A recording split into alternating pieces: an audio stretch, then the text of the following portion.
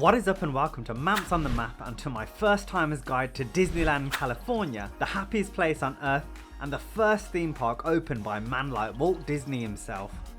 Now there are actually two Disney parks in California, Disneyland Park featuring the Sleeping Beauty Castle and my favourite land in all of Disney, Star Wars Galaxy's Edge, and then directly opposite is Disney's California Adventure Park, which although the smaller park is packed full of action as it's where the Avengers Campus is located, and I'm a full-on comic book and superhero lover, so when I saw Iron Man, man was hyped. Now this being a first timers guide, similar to my Universal Studios Hollywood guide, it's going to cover it all from my top tips to getting the most out of your day, to answering questions such as is Genie Plus worth it, and what are the best rides, to showcasing the Disneyland app in all of its glory. Now this being basically a once in a lifetime deal for me, planning was key, but it was also bare long, so I want to save you the hassle and stress and show you how I did it so you can get the best out of your experience.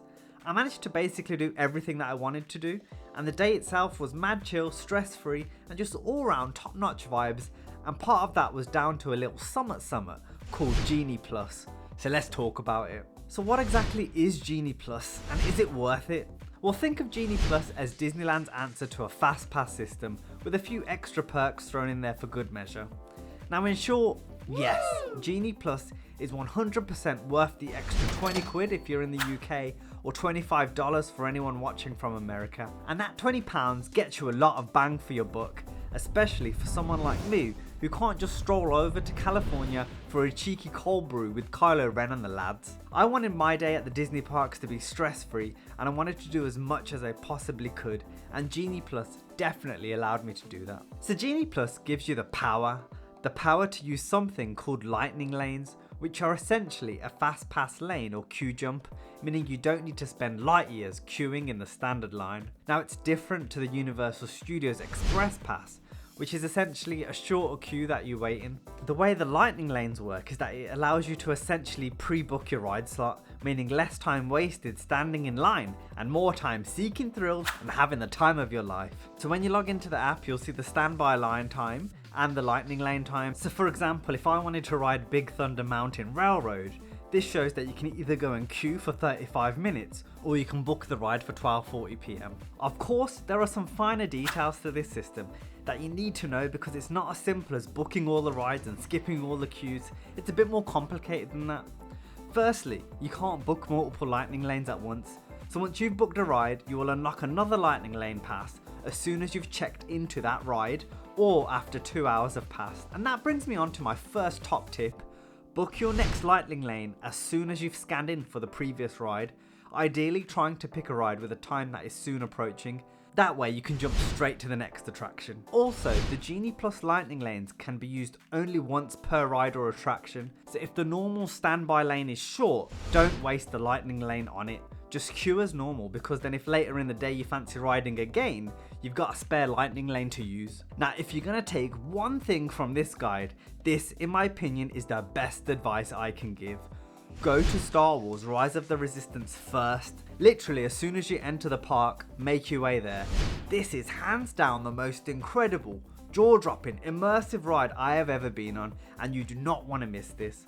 And because it's so popular, it has the longest queue out of all the rides. However, the Genie Plus Lightning Lane won't work on this ride unless you fork up an extra $25, and I was not about that extra expense life. So you'll need to queue like everyone else. This is because Lightning Lanes work on most, but not all rides. Some incur an extra cost if you want to jump the queue. Also, another tip is to do with choosing the Lightning Lanes.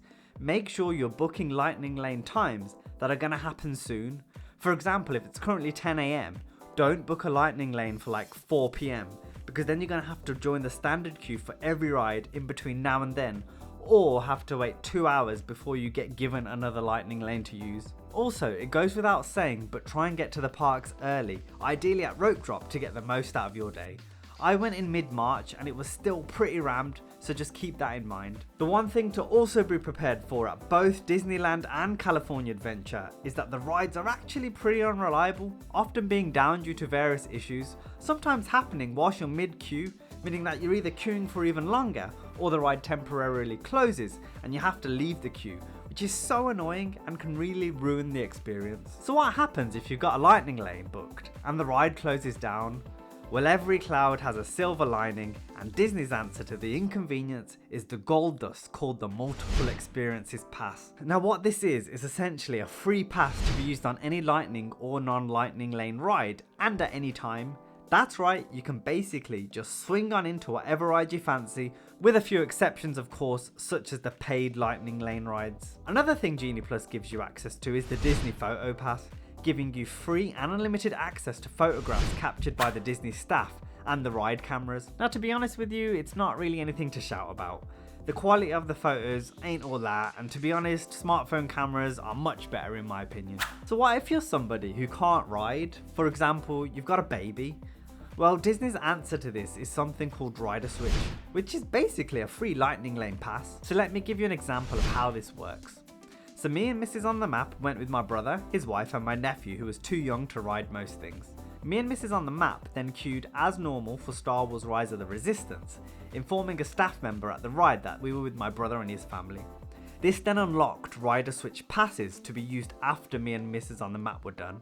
Now a little hack that I learned during my time at Disney was that 3 Rider Switch passes are granted, so I was able to ride again with my brother and his wife. This is such a cool feature, giving everyone the chance to have some Disney fun. So how exactly do you use a lightning lane? Well, this is down to the Disneyland app, placing your whole Disney itinerary in the palm of your hand. It's also where your tickets are kept, and be sure to link your party's tickets. So for example, mine and Mrs. On the Map's tickets were linked, so that when I booked a ride using the lightning lane system, it did it for both of us. The app also contains a map of the parks, showing you all of the rides, attractions, and my favourite thing at Disney, and life in general, restaurants. That's right, you can see all the mouth-watering menus, and even use the mobile ordering system to avoid the queues, so you can get your munch on even quicker. The app is also where you'll access the Disney Photopass photos, scanning a QR code or entering a code to unlock those special memories. Also, if you're bored waiting in line, there's some games to pass the time. But the best thing about the app, and why I think it's essential to completing Disneyland, is that it shows the standard standby queue wait times, as well as the lightning lane times. Now something I did a week before heading out to Disney was to check the app to see what the wait times would be, which allowed me to see the most popular rides, helping me decide what to prioritise on the big day. And this brings me nicely on to the rides and attractions, and my top 3 things you need to do at both Disneyland Park and California Adventure. So let's start with Disneyland Park, and without a shadow of a doubt, number 1 has to be Star Wars Rise of the Resistance in Galaxy's Edge. Now I don't want to ruin it for you, but it's the greatest experience I have ever witnessed in a theme park, and fully makes you believe you've entered the Star Wars universe as a member of the Resistance trying to take down the First Order. It is that good, man. For that reason, it's usually got the longest wait time, and you can't use a lightning lane pass unless you pay an extra $25. My number 2 was going to be Splash Mountain, but sadly that's now closed. So for spots 2 and 3, I'm going to give it to the iconic Space Mountain and Indiana Jones Adventure, which annoyingly I didn't get to ride because both rides were down during my time at Disneyland. But I've heard great things and they were at the top of my to-do list, so I'm still going to recommend them. Heading over to California Adventure, by far my favourite ride in the park is the Guardians of the Galaxy Mission Breakout, which towers above the park in all its cosmic glory. I think the reason why I love this ride so much is that I had no idea what to expect, so when I was buckled in and ready to go, it just took me by surprise. An absolute whirlwind of a ride, which had everybody screaming during the ride and cheering at the end. At number 2, I'm going to give it to Radiator Spring Racers in Cars Land, which throughout the whole day had bare long queues, and with only the paid lightning lane option available, the standard queue was the only way. Or was it? Well, a cheeky hack for you that saves so much time is to use the single rider lane. Me and Mrs. On the Map did this, and the only difference was that she was seated behind me and not next to me. The single rider lanes are at several other attractions too. And my 3rd favourite ride at California Adventure goes to Incredicoaster at Pixar Pier, a high-speed adrenaline rush full of drops and loops. But even if rides aren't your thing, it's all good because they make up a small part of the fun. Simply walking through the lands, taking in the vibes, meeting your favourite Disney characters, and embracing the magic is what it's all about. Walking through Galaxy's Edge was one of my favourite things to do, as it fully felt like an out of this world experience, enhanced by the intergalactic sights and sounds, and seeing the likes of Kylo Ren and his stormtroopers up close was amazing and low-key intimidating. I was kinda shook, I'm not gonna lie. This being Disney, both parks have incredible shows which are spectacles in themselves. Over at California Adventure is the World of Color show, a light and fountain show taking place in the evening, with the first showing being at 9 PM in front of the Mickey Ferris wheel at Pixar Pier. Be sure to get there at a decent time though, so you can get a space to stand and watch, because the staff like to keep the pathways clear for walking, so it's not just a free-for-all. You'll be asked to move if you're simply hovering around and not standing in the designated area. To avoid disappointment, there's also a virtual queue that you can join to reserve a place. Over at Disneyland Park, there are even more shows, with the first one being the Magic Happens Parade, taking place along Main Street, USA. Singing, dancing, banging Disney tunes, what more could you want? When I visited, later in the evening there was Fantasmic, a water light and pyro show, but sadly this has been paused until spring 2024. But fear not, because the biggest show and the must-see has to be the Castle Fireworks show, taking you on a mesmerising journey through 100 years of Disney. What an experience. Now before we play the outro, this is Maps on the Map, so of course we gotta talk about food. To put it short, Disney food is banging and there's so much choice with veggie and vegan options too. Whether it's iced coffees and smoothies you're after, mouth-watering grilled cheese toasties and hot dogs, or a sweet treat, you will not be disappointed with the taste and quality of the food. Also, in between Disneyland and California Adventure is the downtown Disney district, packed full of shops, bars and restaurants.